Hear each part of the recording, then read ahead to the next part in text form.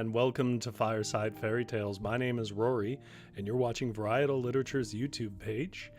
And here on Tuesday nights, what we do is we read old folklore and fairy tales. Specifically tonight, we're reading some Icelandic tales about, well, roughly about getting your gift right at New Year's Eve. Or not New Year's Eve, Christmas Eve, of course. Going out and getting your gift. Boy, I could have said that clearer. And I see an active chat tonight. That's lovely. If you are here live, you should join us in the chat here. I'm going to read some stories. One is going to be a little shorter. One is going to be quite a bit longer. Not super long, but long enough that it'll take us through to the end. And while I read that, the chat likes to sort of either make light or add their own commentary. It's really quite charming. I encourage you to engage with it if you're here live. But if you're not here live, you have one great benefit in your favor, which is down in the description below. There will be timestamps that allow you to jump ahead to the beginning of whatever story you want to read, or read rather. And we're going to read two stories tonight. The first one's going to be a little shorter and a little less related to the icon. It still kind of, I think, fits, but I can see how a person wouldn't. The second one is quite literally about the icon, though not in a way you would expect. So let's take a minute and say hello to the chat. I'll do a little introduction, and then we'll get into a story called Wide Awake and His Brothers. And I'm going to turn some music down just a bit. GS says, good evening. Talk about relevant folklore. This ought to be interesting. I hope so. I like these stories. Jumpstore says, hey, GS. Thank you for coming back, GS. Or Jumpstore, rather. And watching, and thank you for your insightful comments on some of the videos between the last time we were hanging out. Tammy Morelli, a name I do not recognize, says, hi, I'm new to the chat. Well, hi, Tammy. Thank you for watching. You were a recommendation by my daughter. Now I'm hooked. Love your channel. Aw. Well, that's so sweet. I think I can just stop the show now. I've gotten my approval for the week. That's really nice of you to say. Thank you, Tammy Morelli's daughter. I won't make you out their screen name in case they don't want to. Zombie Wolf says, nice to see some familiar face. Nice to see you, Zombie Wolf. And Jump to Store says, I hope this channel deserves to grow. Aw. You guys are going to make me cry. I got to read. I can't be all phlegmy. Zombie Wolf says, Icelandic is the Yule cat in either. Now that's a fair question. So fair that I'm going to address why it's not. That's actually my little intro. Jumpstore says, thanks. Oh, did you have a chance to read The Boy Who Found Fear? I did not, because I spent the entire time for the last 2 weeks trying to find Christmas related folklore, but I have not forgotten about it. I have a little list of recommendations. Thank you, Jumpstore. Oh, and Genera's there. I completely missed that. Genera, lovely to see you again. Sorry to have overlooked you. Okay, well, I'll go straight into it because the question there is asking about it. First of all, what is the Yule Cat? And second of all, why is that not the story I'm reading? So I'll say, first off, it was the story I wanted to read, but there's a pretty basic problem in that there isn't a story about it. Now, what does that mean? Let me explain. When you are looking at old folklore, some folklore has tales associated with it, but some of it, it's literally just a sentence. It's like an idea. And I guess the way I'd put it is, in 200 years, which story would you specifically point to that identifies as the Santa story, right? In the 20th century conception of it. I realize we're in the 21st century, but I mean in that 20th century. There isn't really one tale that sort of describes all the things that we just collectively believed about Santa. And so what the Yule Cat is, it is a real piece of folklore, but I can't find any real story about it. What I can find is a reference to it in the book we're going to read from, which is from Jan Arnason, which probably looks to our eyes as John Arneson, which is, but he doesn't have a story. He has a little paragraph where he references it. And so the really brief, according to his paragraph, it's expanded since then, and I'll say a little more about that. But according to his paragraph, in Iceland, for a while, there was the belief that there is a very large person-eating cat that comes around Christmas. And if you do not get a piece of clothing for Christmas, it will eat you. But if you do get a piece of clothing for Christmas, it will leave you alone. So that's all I could find on it. And unfortunately, there's a lot of things like that. Like a couple of years ago, I tried to find Krampus stuff. And there's even some question of like whether Krampus is really in German folklore, or whether it was sort of a way to sell postcards at the turn of the century. But I gotta stop saying turn of the century. There has been a century turned since I have learned that turn of phrase. The turn of the century that millennials think was the last turn of the century. How about that?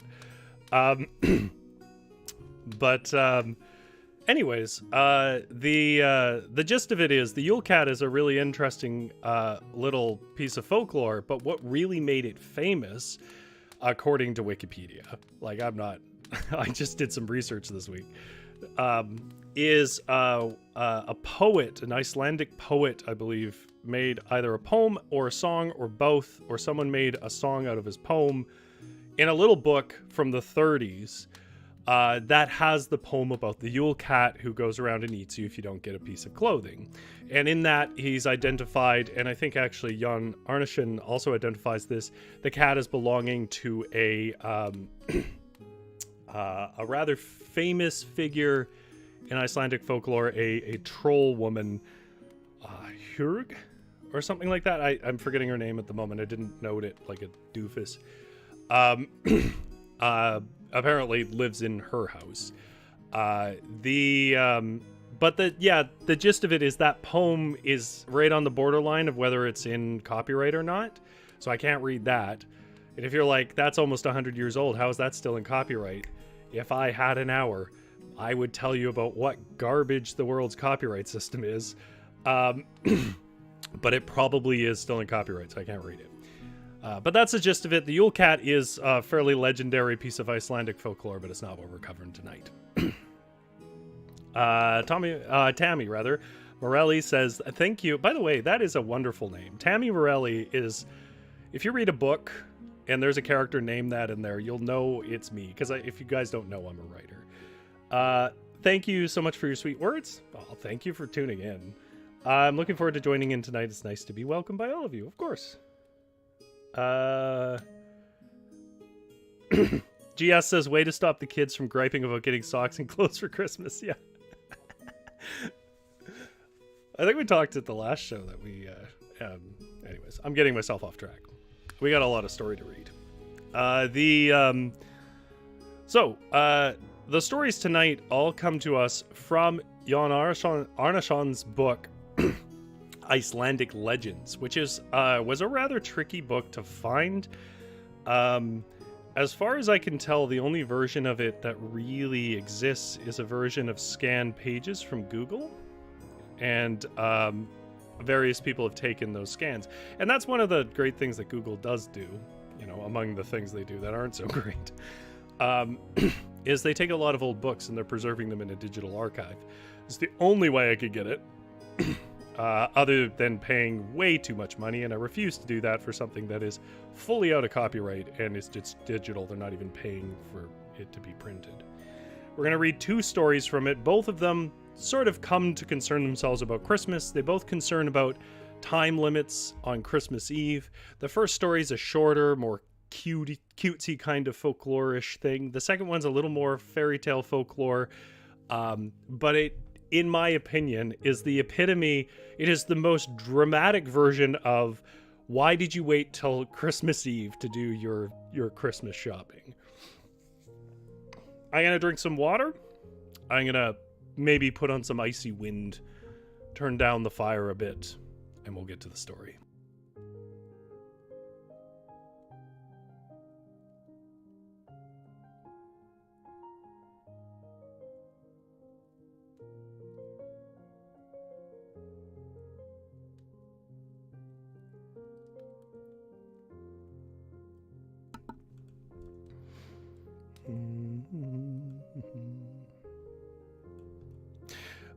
I don't know if people out there, I'm sure not everybody, but for those of you who have Spotify, one of the weird side effects of this stream, because I do loop the same playlists often, it's very hard to build playlists for this.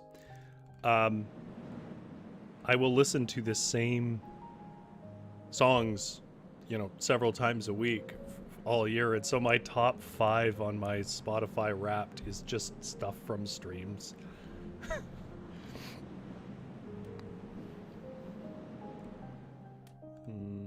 we go. Okay.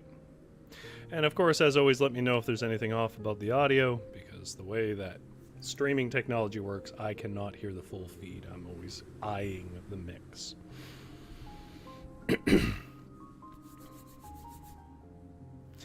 Our first story tonight comes from Icelandic Legends by Jan Arnason, or collected by Jan Arnason, I should say.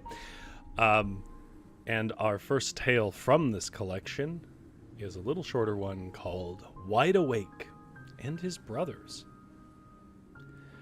There were once an old Carl and his wife who had 5 sons, each a year younger than his next eldest brother. There were no folk in the cot but the old couple and their son. Once, as was their wont, the old couple went into the meadows, haymaking, leaving meanwhile the brothers at home, for the lads had then reached such an age that no risk was run in leaving them alone. That day, the weather was fine.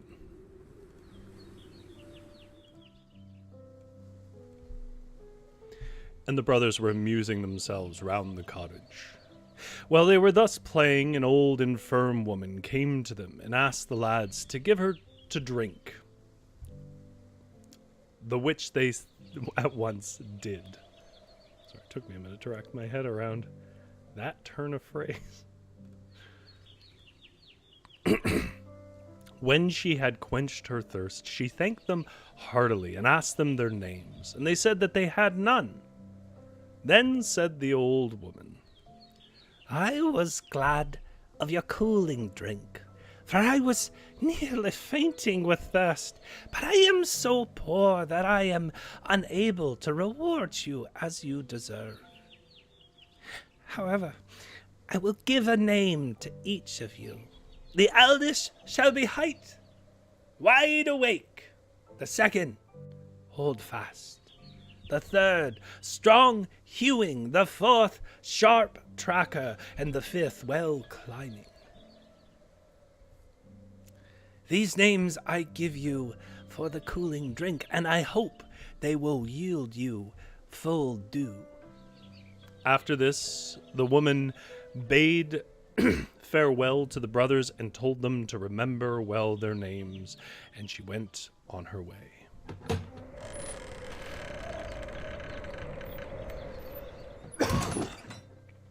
In the evening, when their parents came home, they asked him if anyone had come in the course of the day.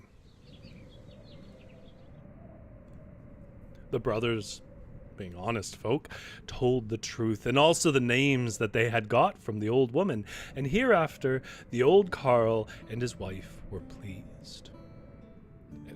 Your best guess is in the chat why they didn't name their own children. The brothers continued living with their parents till they were all of age. Then they said they would leave the cot in order to become perfect in manly accomplishments elsewhere, and to this they got their parents' leave. I am also perfect in manly accomplishments. Now they went away, and nothing is told of their travels till one day they came to the king. They asked for a winter's stay with him, but they would stay either all of them or none.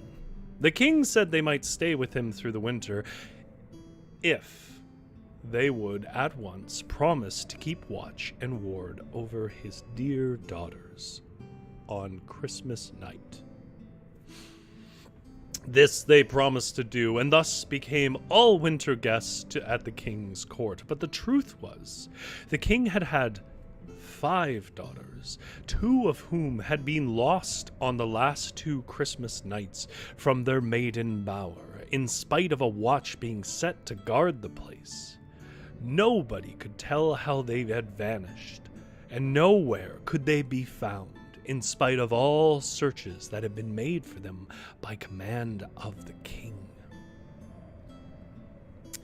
When the brothers knew how matters stood, they caused the king to have another bower made, standing alone by itself and very strong.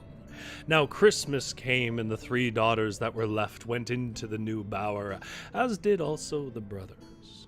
They all thought they would keep awake through Christmas night, but every one of them fell asleep.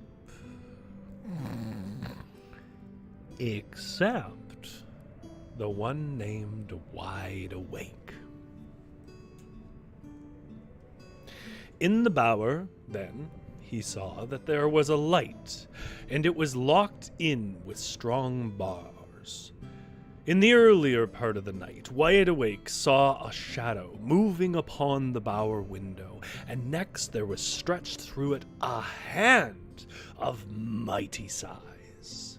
It moved towards one of the beds of the king's daughters. Wide Awake roused up his brothers in a hurry. "Up, up, up," he cried, "and hold fast," seized the hand that was stretched in, and held it so firmly that the owner of it, massive as they must have been, could not withdraw it, though hard enough he strove to.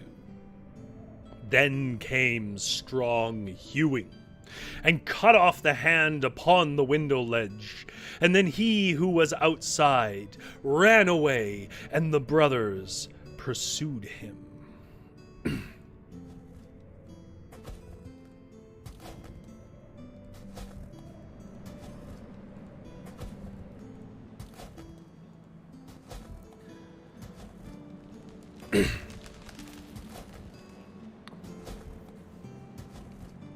Sharp Tracker, however, could easily trace his footsteps. In fact, they were in no rush.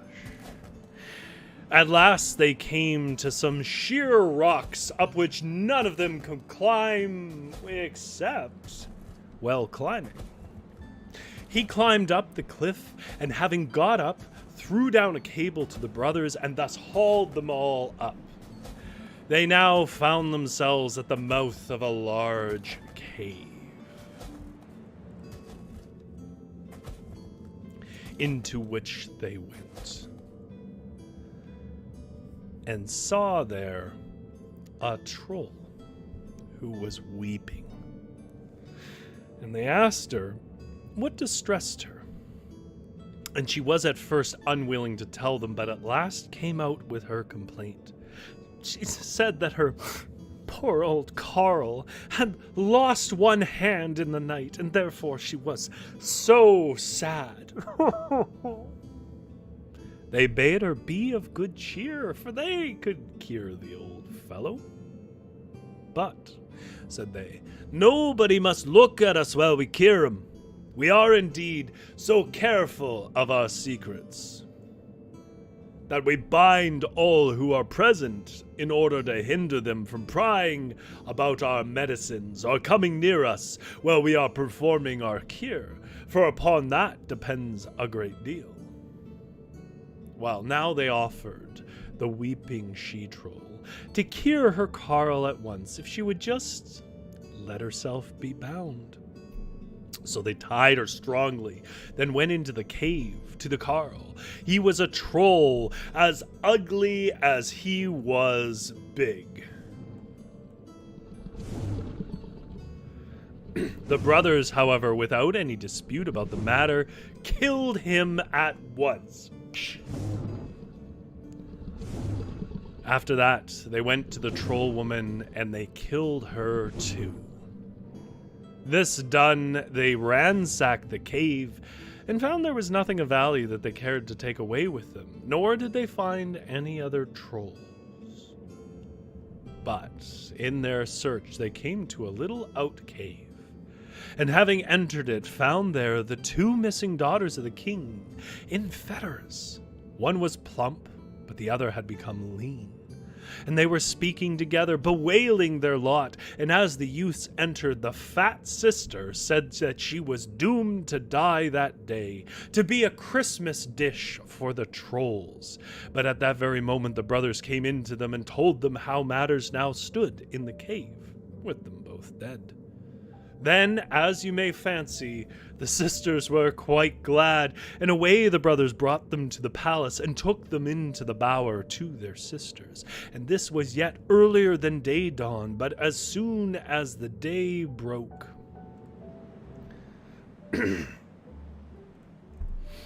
the king came to the bower, for he wanted to know if the brothers had performed their duty of guardianship, where so many others had failed.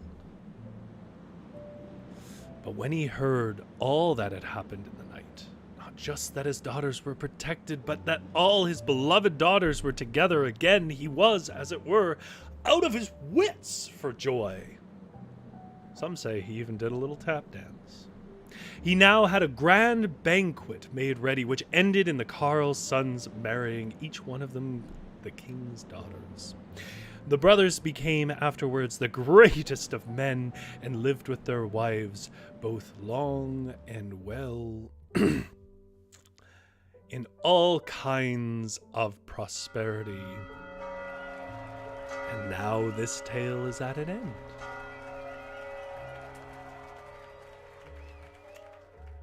Oh, there is quite a few comments. I don't think I could get them all. GS says, a bower apparently is an attractive dwelling, a lady's private quarters in a medieval castle. Thank you for that, GS. Oh, there's talk of dogs. Lovely dogs.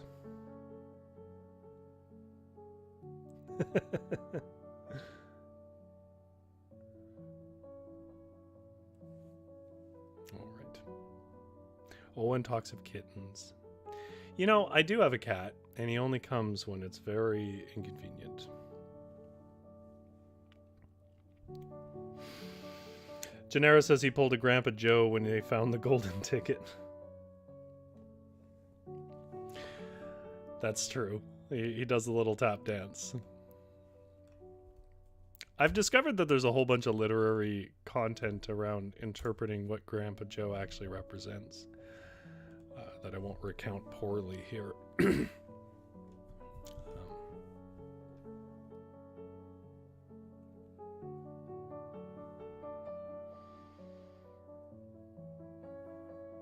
Oh, GS named their Pomeranian Cookies. Oh, that's so cute. I wonder what kind of adventures the Cookies would go on. Is Cookie a Miko the Fox, or is Cookies something less tenacious, GS? Okay, so the next story, I'm just going to very briefly explain that, you know, obviously I don't speak Icelandic. And so as a result, one of the things that I do to try and not be too far off the mark is I will use Google Translate, which when you put a word in, allows you to hear sort of a rendition of Google trying to interpret, you know, the pronunciation rules of that word and give you an idea of what it should sound like. And the name that's the main focus of this story, when I put it in and listened to it in Icelandic, I don't understand what I heard. It sort of sounded like Hríngr, maybe. In Norwegian, I think it's Hríngr, but, you know, in Icelandic is sort of an off branch of Nordic languages anyways. But I genuinely do not know how to pronounce the main character's name, which is a bit of a shame. And I'm sure I'm not doing a great job with the others, but at least I have an idea. So as a result, if you are Icelandic, this is my way of an apology. if it's very obvious to you how this should be pronounced, as it probably is, because it isn't to me. I'll admit I don't have the best ear for pronunciation, and regular viewers probably know that. Sorry, I forgot to mute. Water ASMR. Oh, Witchery is here. Hello, Witchery. Thank you for watching. Okay.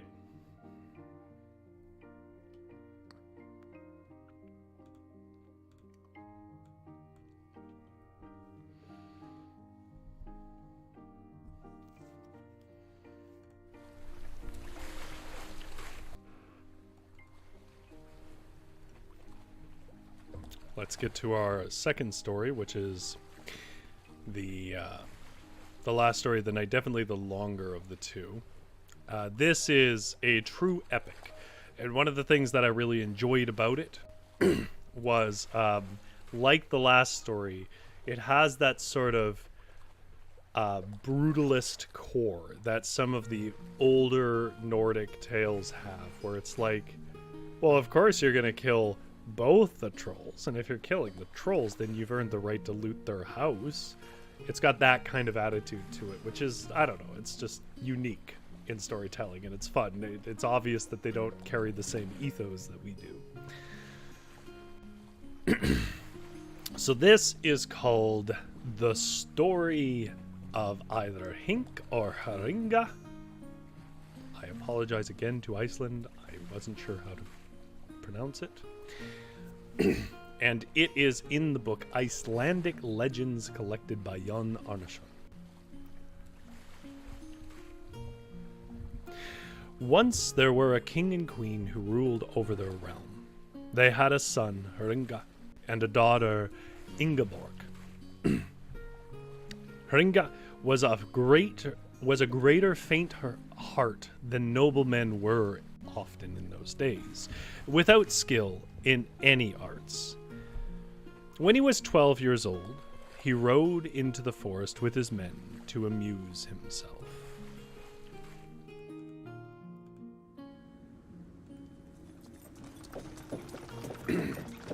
They rode long, till they met with a hind, round whose horns was a golden ring, and the prince would have the hind at any cost, if only for that ring. So they rode after it, every one of them, till every horse was killed, and the prince's was the last to be standing and still riding.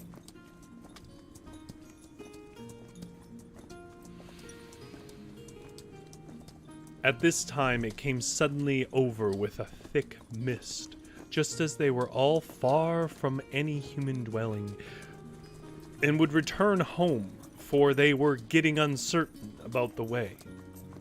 However, they went on all together, till they began disputing about the road, each one deeming his to be the right path, and at last they parted, one from the other, going in all different directions.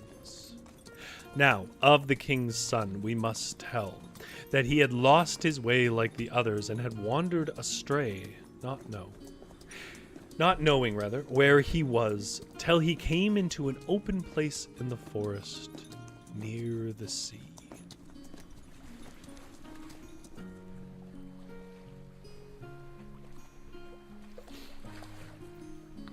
Here, he found a woman sitting on a chair, and a large barrel standing beside her. The prince went up to the woman and greeted her, and was courteously welcomed by her. After a while, he chanced to look into the barrel, the one next to her, large as it was, and at the bottom of it, well, he saw a beautiful gold ring lying. He had once coveted greatly the ring, and could not keep his eyes from the charms of it.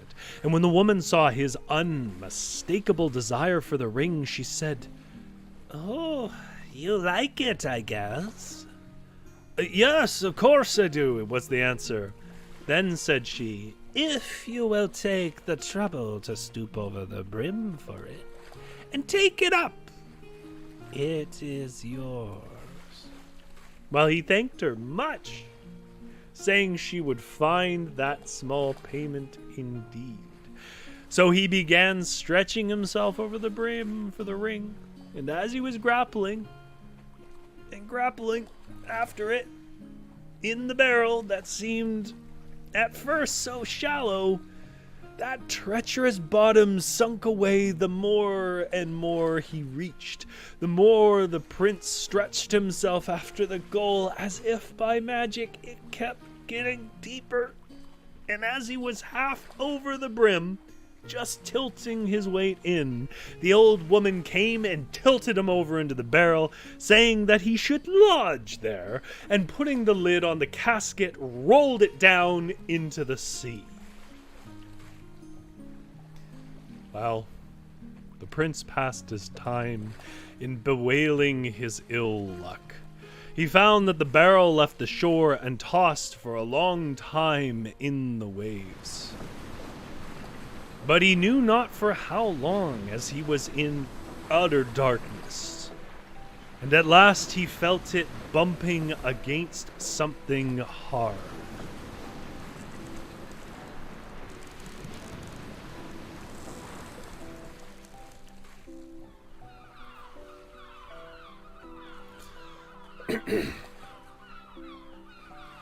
Thinking it likely that this might be land or some outstretching cliff in the sea, he became a little more easy in his mind, and plucking up his spirit, thought of trying to kick off the lid of this hated barrel, albeit he was but little of a swimmer, because remember, he wasn't much good at anything. Although he feared that the landing might be a bad one, he made up his mind to try this, and having succeeded, found himself on some low, flat rocks stretching slopingly into the sea. Well up on the land, they were bordered by great high cliffs. He therefore went along the foot of these sheer rocks for a long time, till at last he found a place where he thought he might try to climb up, and contrived to scramble to the top of the cliffs. And when he was there, he soon found that this was an island, all covered with forest, the soil being fertile, and there being plenty of apples, some of which he began to eat. Thinking this a nice enough retreat, especially after some time in a barrel, as things went, when he had been there for some days, however, he heard a noise in the wood, drawing nearer and nearer to him.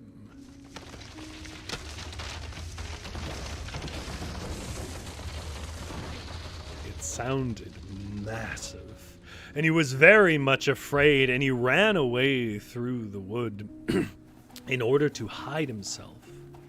And he now saw that a mighty giant approached him, dragging a sled loaded with wood. He had no other chance than to fling himself flat on the ground where he stood. Hope he wouldn't be seen. But of course, he was. When the giant came to the spot, he looked at this pygmy on the ground and took him up, brought him away under his arm to his new home, and was very kind to him. He gave the boy, as he called him, to his wife, an old woman who was almost unable, from age and infirmity, to turn in her bed, and said, "Look, this child I found in the wood. You can use it to wait on you in your helpless state." Well, the old woman was very glad, and began patting and caressing the child with many blandishments and mild words. And now he remained here with the old couple, obedient and yielding to them in everything they asked him, and they waxed kinder to him every day. And then one day, the giant took him and showed him all his stores. Stores, again, not like stores along in a strip mall. Stores meaning storage of stuff. Stuff he has stored away.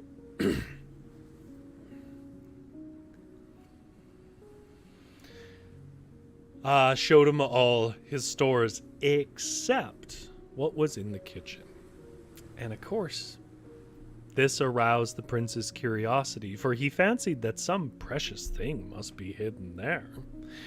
So one day, when the giant had gone into the forest, the prince went to try to open the cooking hall door. Of course, these are rather massive doors, and managed to put the door a little bit ajar. As soon as he saw that some great brute moved and came running, shaking itself towards the door, and he could just make out it was muttering some words. Well, the prince, in a panic, fell back from the door, wetting his nether clothes from sheer fright. He peed himself.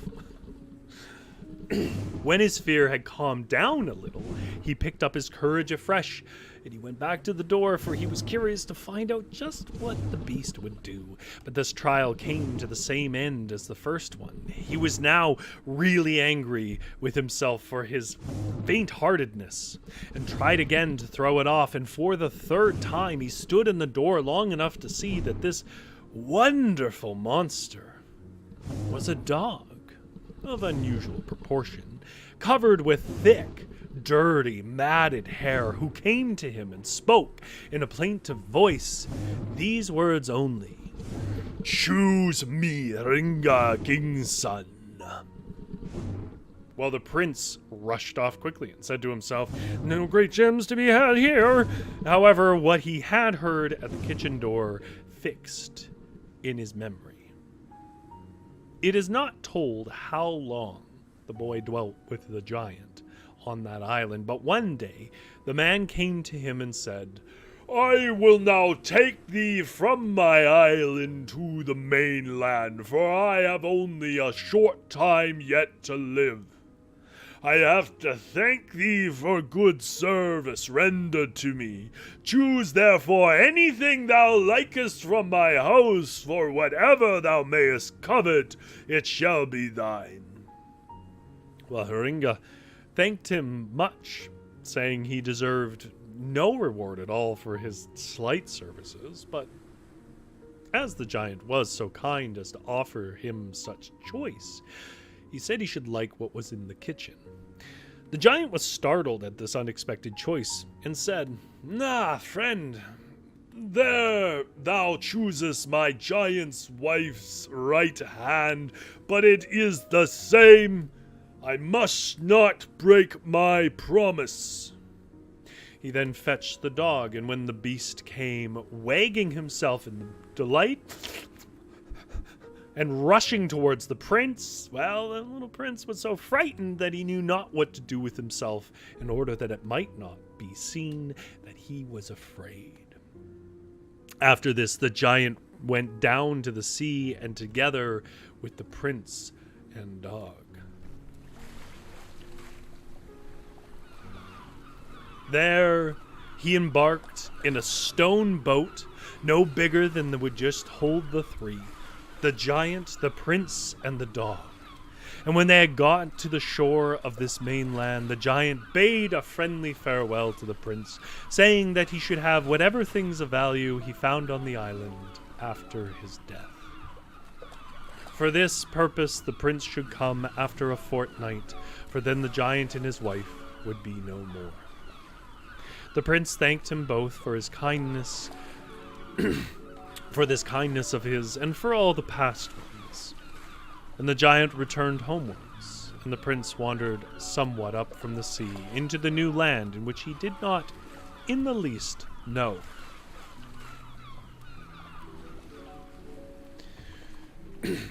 He dared not speak to the dog, and after he had walked silently for a good while, the dog broke the silence, saying, "Surely you are not curious, as you have not asked my name."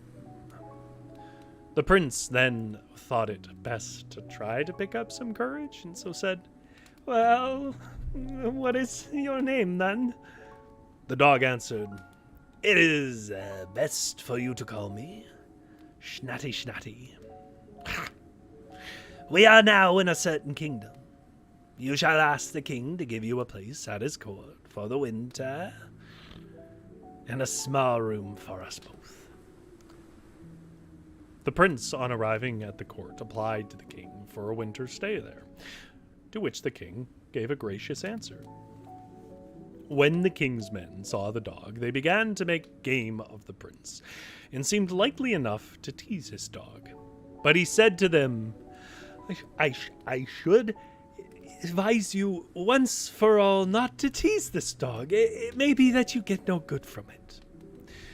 Well, they thought this perhaps true, as the dog seemed ready to do anything.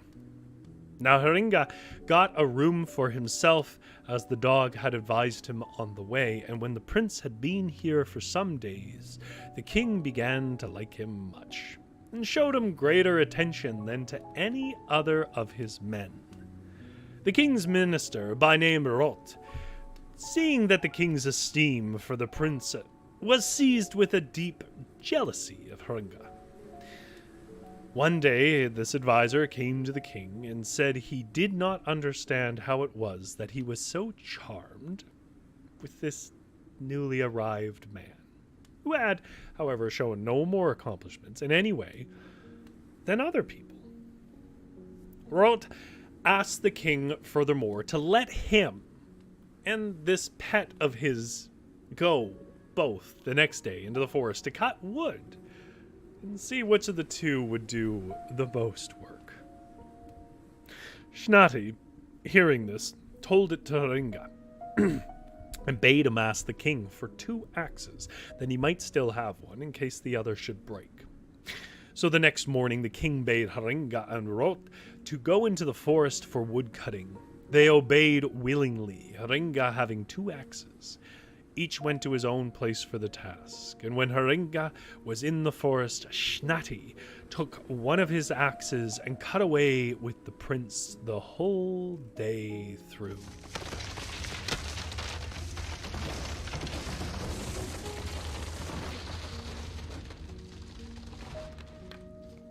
In the evening, the king came to look over their work, and finding the wood pile of Hríngr more than double the size of Rot's, said, "Just as I expected. No, Hríngr is no good for nothing, for I never saw before so much work done in one day." For this, Hríngr rose yet higher in the king's esteem than he had been before, which Rod beheld with great pain and hatred.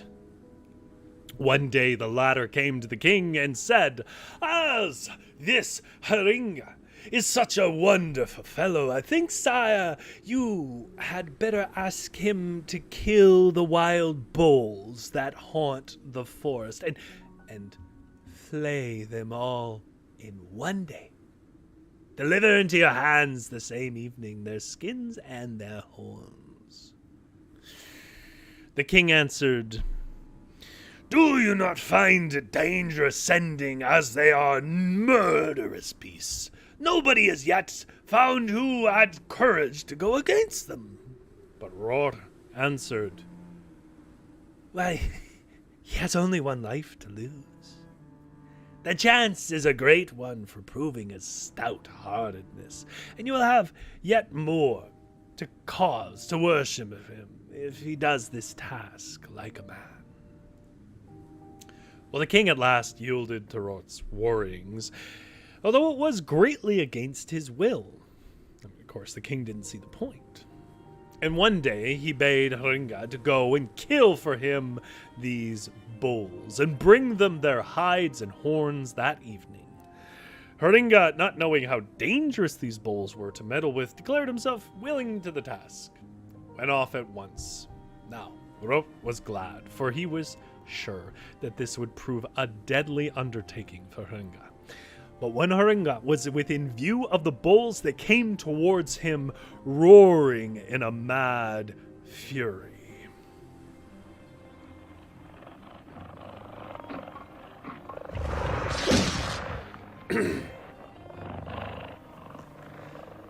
One was fearfully large and the other somewhat smaller. Hríngr was deadly afraid, and then said Snati, "How do you like the sight of them?" I need not tell you, said Hríngr, that I dislike it fearfully. Snati answered, we have no choice left but to rush against them. If we would look at all to favor from the king, I will attack the big one, but do you go against the other? At the same moment, Snati rushed against the big bull, and after a short while killed him. The prince went shaking and trembling against the other, and when Snati had finished his task, the bull had just thrown the prince down. But Snati gave his master the aid he wanted, and frankly the aid he needed. When both bulls were felled, they began flaying them, each taking one. When Snati had finished flaying the big one, though, the prince had scarcely half finished his. All being at last finished, the prince found his strength too slight to carry both skins and all the horns, and Snati therefore said to him, throw them all on my back. I will carry them home to the gates of the castle. And this offer the prince was glad to accept, and flung on the dog's back all but the skin of the smaller bull, which he managed to somehow carry staggering home to the town. At the gate, he left the whole behind him, and going into the palace, asked the king to come and see it. And when they came to the spot, the prince gave the king the hides and the horns of the bulls, and the king wondered at his heroic courage and power, and saying that he knew of no man to match him, thanked him heartily for the great achievement. After this, the king gave him the place next to himself. All esteemed him highly, and deemed him the greatest of heroes. Even Rory was forced to allow it, though he did not praise so highly. But in spite of this, his intention of taking the prince's life grew stronger and stronger in his scheming mind. Once thinking he had hit upon a good plan, he went to the king, asked for a hearing, as he had things of great importance to speak of to him. The king asked what they were, and Rory said, now, the remembrance of the gold cloak, the gold chessboard, and the light gold which you lost the other year has come across my mind. Don't mention it, answered the king. Rory replied, I wonder if you think, sire, as I do. How? Answered the king. Rory replied, I do think that Hríngr is a marvelous man who succeeds in everything he undertakes.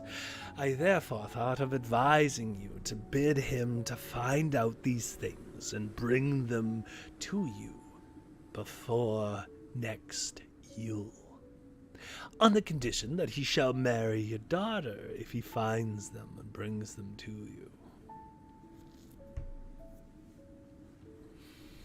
The king replied that he found it in every respect unworthy of himself to do this, particularly as he could not point to the poor man where to even go for these things. But Rory went on persuading the king, and never paying any heed to his remonstrances, till at last the king fell into his views, and one day, only a month before Christmas, called Hríngr before him and said to him, I have a great service to ask of you. Hríngr asked what service that was. The king answered, it is to fetch my gold cloak, and my gold chessboard, and my light gold, which were stolen from me the other year. If you can bring me these things to me before Christmas, I will give you my daughter. And I like to imagine she looked up at that moment and said, "What? Who? Who is this guy?" Hríngr answered, Your Highness, where might I apply for these things? The king replied, "That you must tell for yourself, for I am sure I know nothing about it." Now Hríngr went away from the king and in a sad mood. He found himself placed in very awkward straits on the one side, but on the other hand being very desirous of marrying the king's daughter. Well, Snati, that loyal old hound, seeing his masters in difficulty, said to him, "Don't give up all hope as to the task the king has entrusted to you, but do one thing, follow closely my advice, or else you will find yourself by and by in bad scrapes." Well, the prince obeyed the dog, hadn't done him wrong so far,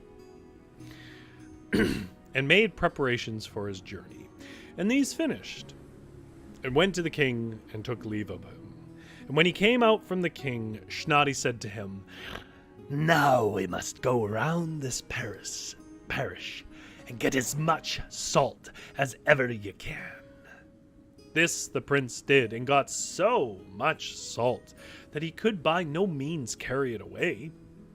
Snati said, "Never mind, throw the salt sack over my back." And so the prince did. And by this time, Christmas Day was very near at hand. Why did they leave it so long? The dog ran before the prince with his salt bag on his back till they stood under some huge rocks, very lofty and sheer. Snati said, "Up there we must go." "Oh," said the princess, No easy task, I should fancy." "Hold on tight to my tail," said Snati. The prince grasped hold of the dog's tail, and the dog jumped with the prince on his tail up to the first ledge in the rocks, which made the prince very giddy. Yeah, this is very thrilling, okay.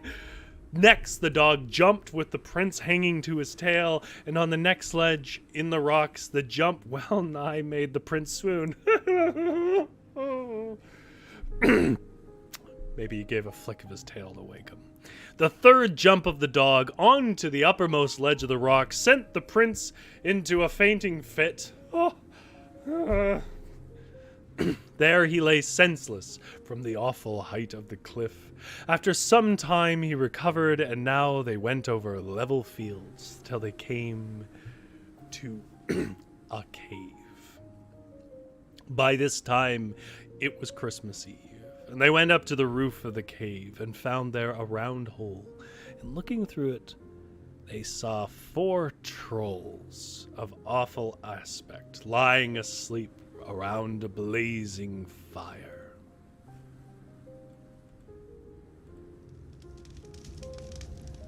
Over which there was a huge pot with boiling stirabout in it. Stirabout just means like a smattering of stores that you stir in a pot. It's sort of a soup. It's just basically soup. Zombie Wolf says, "Did Rory just call Prince Princess?" Because he's not wrong. I did not intentionally. "Now, ye shall strew all the salt into the stirabout," said Snati. This done, the trolls awoke. Of them all, the old hag was by far the most horrible. She raised herself up, and having tasted the stirabout, said, "Now it is salt. How is that? I charmed the milk to me yesterday from 4 kingdoms, and now it's salt." Nevertheless, the trolls began licking up the stirabout, and found it good. But when they had finished, the old troll was nearly dying of thirst. She then asked her daughter to go to the broad river running not far from there to fetch water for her.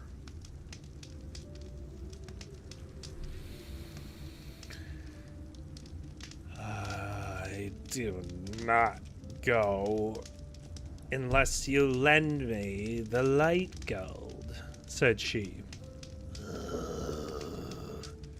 Strike me dead if I will, answered the old hag. Die away then, said the wench. Go then, you naughty hussy, said the old hag, and take it with you, and make haste. Well, the wench took the gold with her, and when she came out, its splendor shone all over the fields. When she came to the river, she lay down to drink the water out of it. But Schnatty and the prince ran down from the cave roof and hurled the drinking troll into the water. They both are taking credit here, but I think we know who hurled a full troll into the river, and it's not the one who got tired midway through a bull skidding. Anyways, now soon after this, the old hag began to be impatient back by her fire in the cave.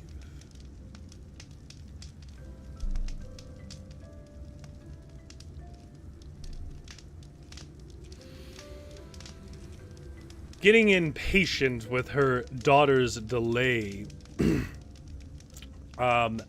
assuming that her feckless daughter had surely forgotten her errand in order to run about the field with her precious gold light. She then said to her son, Go and fetch me a drop of water. I do not go, said he, unless you lend me the gold cloak.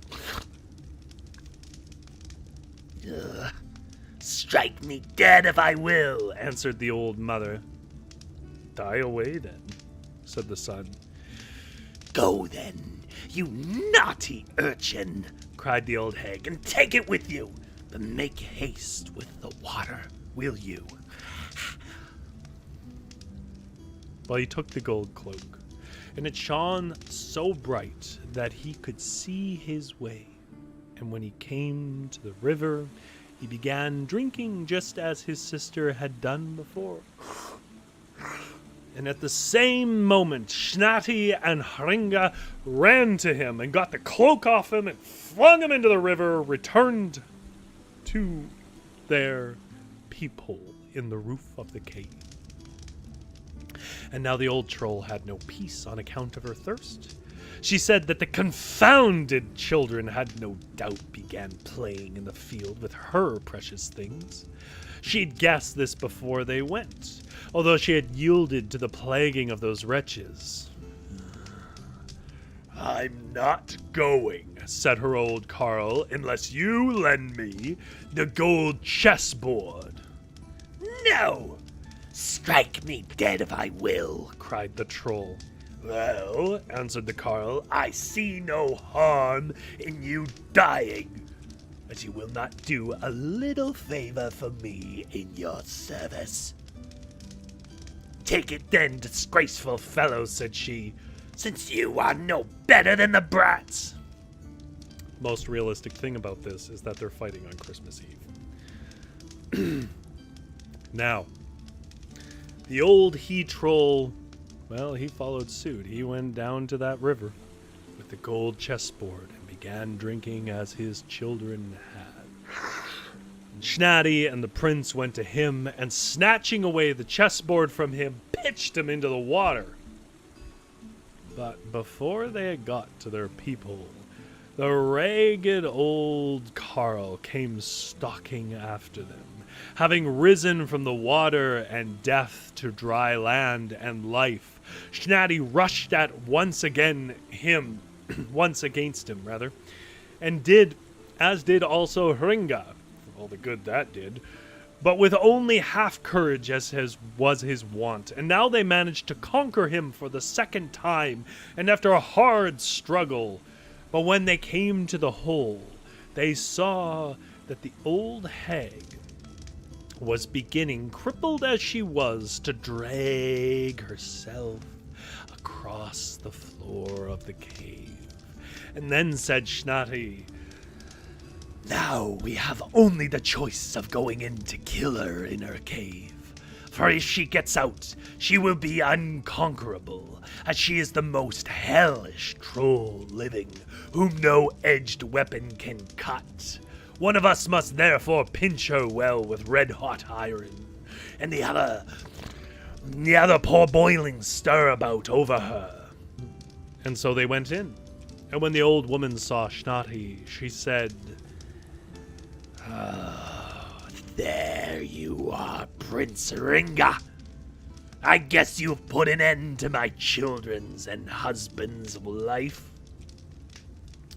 Snati, well knowing that she wanted now to lay spells upon them, rushed towards her with a red-hot fire irons, while the other poured boiling stirabout over her. And though she screamed and cried in this last way, they managed to kill her. And after that, they burnt both her and the old man at the riverside to ashes. Then they ransacked the cave, finding gold and gems in heaps. The most precious things they took to the edge of the high rocks and made all the haste they could to carry the king's treasures to him. And so it was late on the night of Christmas Eve when Hríngr went into the palace and gave up to the king his long-lost treasures. The king was stricken dumb with astonishment, and wondered at Hringr's marvelous skill in all arts, as well as his piercing wisdom. He now showed him far more marks of honor than he had before, and betrothed his daughter to him, and fixed that very Yuletide for their marriage. Hríngr thanked the king courteously for this and for all other kindnesses, and when the prince had refreshed himself in the palace with meals and drinks, Snati said to him, "Now, I ask as a favor of you that you will allow me to sleep in your bed tonight. Will you sleep in my lair?" Well, the prince answered, partially out of respect and partially out of fear, really, "You're welcome to it, for you deserve far more of me than that." Snati accordingly went into the bed, and after a short while got down again, saying, "Go now to your own bed, but touch nothing you find in it, not even if it be something out of the common way." The next morning, Rot came to the king in the palace, and he showed his right arm handless, and said, "Look, what wondrous virtues your son-in-law, that is has to boast of. This he has done to me, quite sackless." Well, the king was furious with the anger. He said he would be sure to find out the truth, and if Hríngr had cut off his hand without cause, he should be hanged. But if this were not so, Rot should die. Well, the king then called Hríngr before him and asked him wherefore he had done this terrible deed, and cut off Rot's hand. "For," said he, "was he not sackless?" Snati had already told Hríngr who had done this in the night and how. The prince therefore begged the king to come with him, in order that he might show him the clue to this deed. And so the king went with Hríngr to his sleeping room and saw on the floor a severed hand still clasped round a sword lying on the bed where he had slept. Hríngr said, This hand with the sword came through that hole in the panel and bent upon stabbing me in the bed. I therefore drew my sword and bound to save myself. Ah, said the king. This being the case, I blame you not for being thus forced to save your life. Rot must therefore pay the penalty of death for his own rascality, he being the cause of it all. And Rot was hanged, but the prince wedded the king's daughter.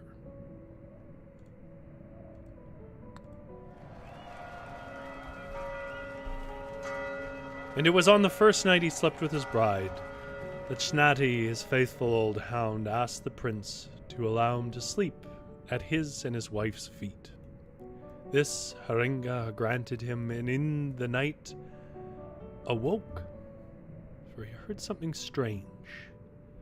A low howling and screaming in or around the bed.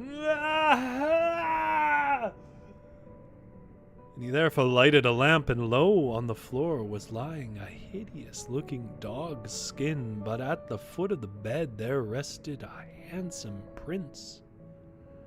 Hríngr took the skin and burnt it, but the prince, who was yet lying in a swoon on the bed, he besprinkled till he came to himself, just with water. And the bridegroom asked the other his name, and he said it was also Hríngr, and that he was also a king's son. For he had lost his mother when yet a youth, and his father had taken a troll for his second wife, who had laid upon her stepson this curse, that he should be a dog and never be released from the spell, until a prince of the same name should allow him to sleep at his and his bride's feet on their bridal night. He furthermore went on to say, when she knew that you were my namesake, she wanted to destroy your life, that you should not release me from her spell. She was the hind which you and your companions once hunted. She was the woman you met in the open wood with the barrel by her side. And she was the troll whom we killed a short while since in the cave. And after the marriage feastings were over, and the two namesakes went to the rocks, and brought home to the town all the precious things they had heaped up there from the cave. They also then went to the island, where they had first made acquaintance, where he had cared for the giant and his wife, and brought home all they had found of any value there, for it was, as you'll recall, willed to him. Hríngr gave his disenchanted namesake, his sister Ingebjorg, to wife, and his kingdom to rule over. Because she just comes up in the first and last paragraph. We don't even know what she looks like. But he himself shared half the kingdom of his father-in-law, while the latter lived, and after his death succeeded it all.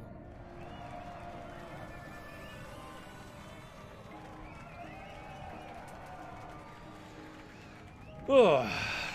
Zombie Wolf says, was he not sackless? And then has a laughing face. That means exactly what you think it means. Well, hopefully you guys are all being good.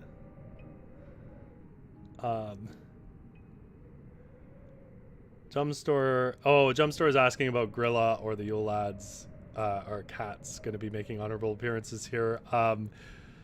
Yeah, unfortunately not. I might be able to find some Grilla stories. I don't know. I won't be able to. I explained in the beginning I won't be able to find any Yule Cat stuff. Or at least nothing that's in the public domain. Zombie Wolf says, since you already committed murder, you may as well pilfer their home. I think it's more like because you committed murder, you have the right to their home. I like Iceland is its own culture. It separates and grows separately for a long time, but it was a part of, old Nordic traditions and Vikings. And I'll remind you that Vikings used to have like trial by combat, which meant like somebody could just be like, you did a wrong, and then the other one is like, I've never done anything, or you challenge them for their land or something like that, and if they lost, they lost. Usually they were dead, but it was very much a might is right scenario for many of the parts of the culture. The other thing that I find interesting that reflects some cultural features of Nordic culture is the rather casual way that the elderly face death. I don't think I need to remind people. I'm not even going to try and pronounce it because I'm going to do it wrong without recently hearing it. But there is a phenomenon that seems to be recorded, seems to be real, of elderly reaching a certain point that they just simply voluntarily go and jump off a cliff to not be a burden to their family, which is brutal. But I guess, if you live in the north, that could become a problem, and you're like, I had a good life. The other thing that you see, though, you still see a bit in Swedish culture, is the idea that, you clean up your stuff before you die. You know you're going to die, so you're putting yourself in order. And I'm not saying that that's exclusively a Nordic thing, but it is very much a Nordic thing. Right. Zombie Wolf said they also had body prices where if you killed someone, you had to pay their family a fee determined by a judge. Yeah, that's true. GS says, oh my god, what convoluted conditions to meet before the spell could be broken. And Jumpstore says that's a staple in fairy tale curses, right? It is, and of course the point is they're trying to set conditions that they will never meet.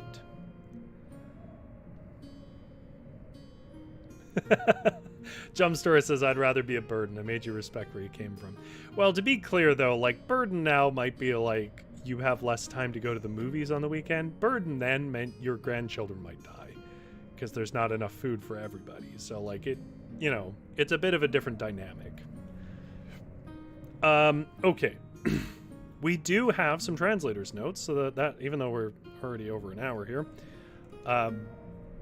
I'm going to read some translators notes on last week's videos. So if you're curious what the translator of not those stories rather, those were Brothers Grimm's tales that I gotten elsewhere, but translators notes from Jürgen Hubert, who is a translator of Brothers Grimm and other German stuff that we've read a lot. Sunken Castles, Evil Poodles, I mentioned a lot. We are going to we are going to read about them. Let me just pull this up.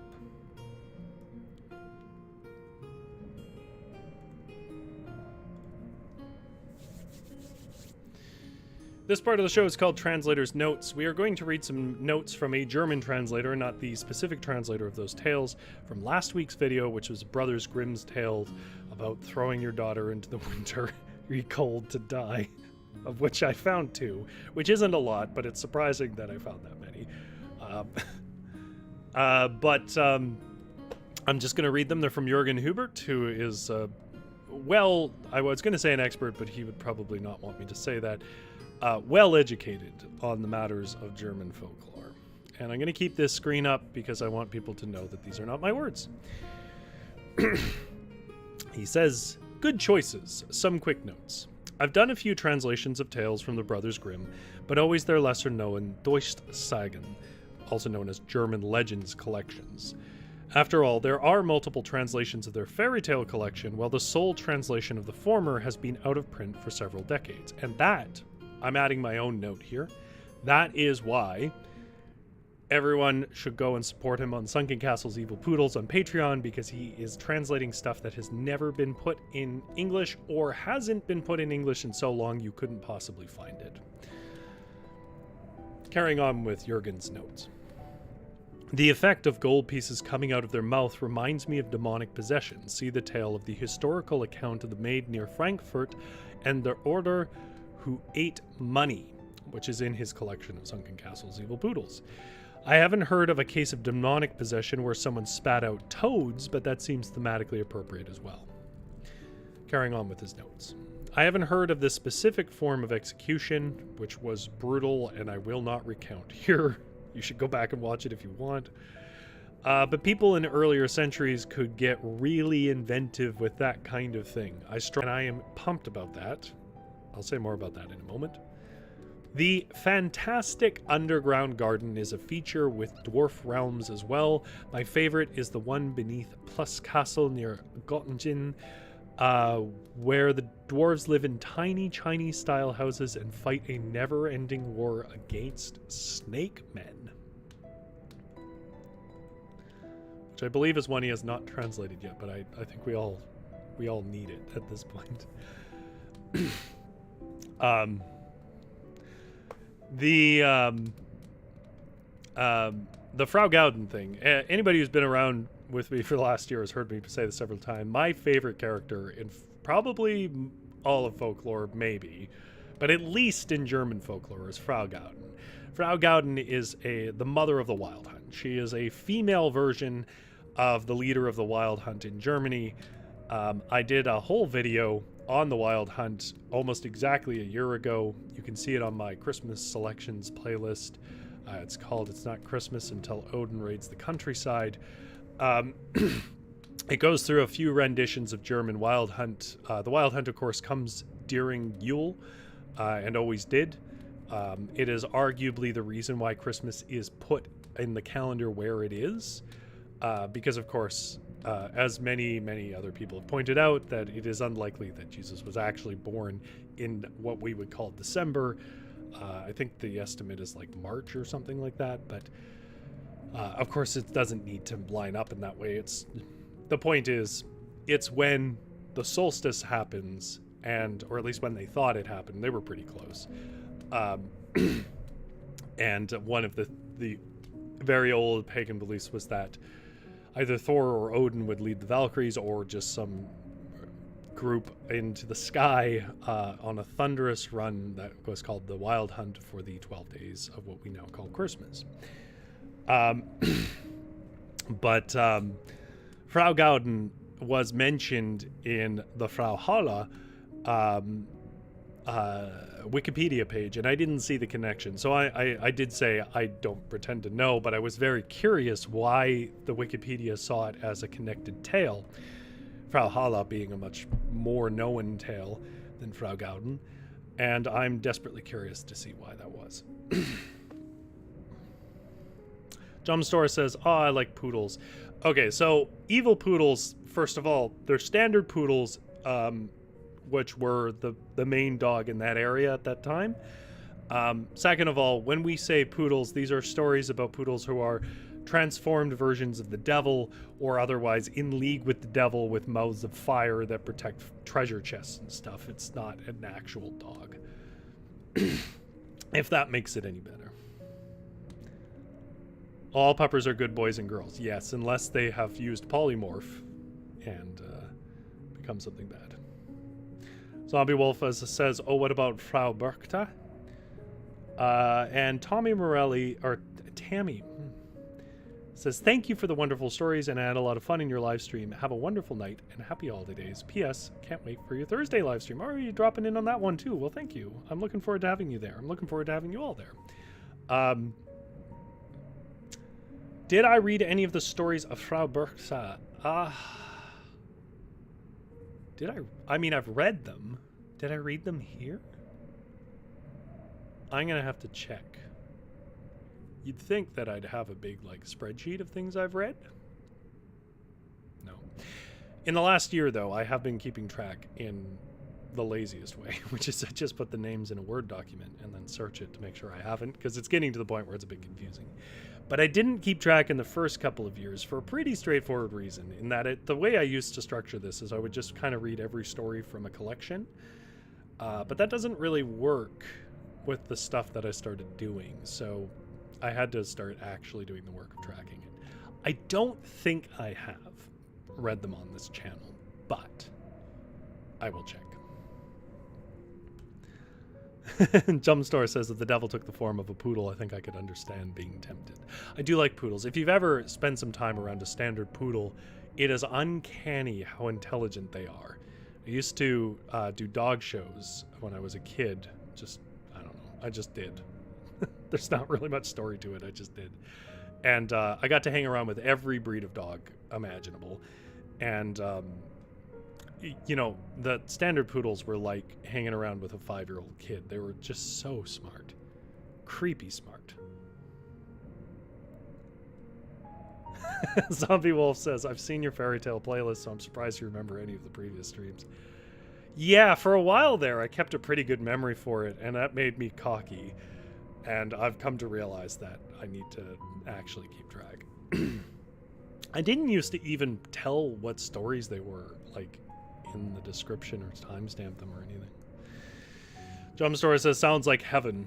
I like both dogs and cats. As I've grown older, I've grown to like cats mainly. But my sister has a Boston and a pug, and I used to have a pug when I was growing up.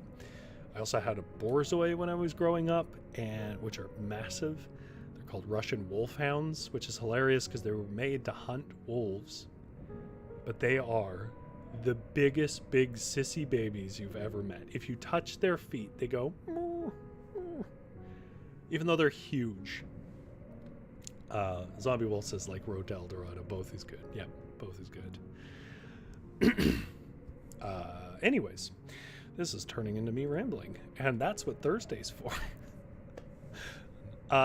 Well, thank you so much for everybody turning out and hanging out with me on these wintry nights, whether it's actually wintry or not. I know Witchery is probably dealing with rains and heat. But for me, it's pouring rain and very cold. I'll be back on Thursday where we do a ride-along stream. People pitch ideas from the chat. It's a lot more casual. I interact with the chat more there. I have some ideas about what I might bring to that stream, but I haven't settled on anything. There is actually a game I'd like to make for myself and play on the stream, so we'll see if I actually get that done. My D&D game is tomorrow, and it got moved. So I'm doing prep tomorrow, so I don't want to be too ambitious. But nonetheless, thank you so much. Jumstore, Genera, Tammy Morelli, Zombie Wolf, GS, Witchery,